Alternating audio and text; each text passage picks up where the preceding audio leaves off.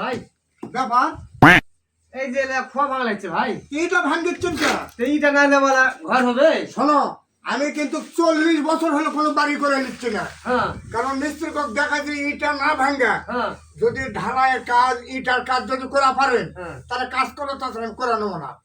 একে একে 30টা 40টা মিস্ত্রি কেউ পারেনি কাজ করবে।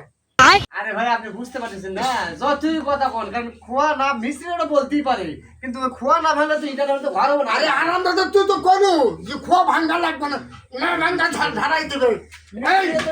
এই ভাই আরাম দাদা আরাম মা দাঁড়িয়ে শোনা, তুই কেন ভাঙলে? হ্যাঁ ইটা ভাঙ্গা কেন তুই খোয়া করিস? খোয়া না ভাঙলে না আমি মোটা মোটা ইটা আমি ইয়া করে নেবো। ঢালাই কেন তুই কি জন্য ঢালাই দিয়ে যাবো? ভাঙ্গা ভাঙ্গা ঢালাই দিচ্ছ আরাম দাদা।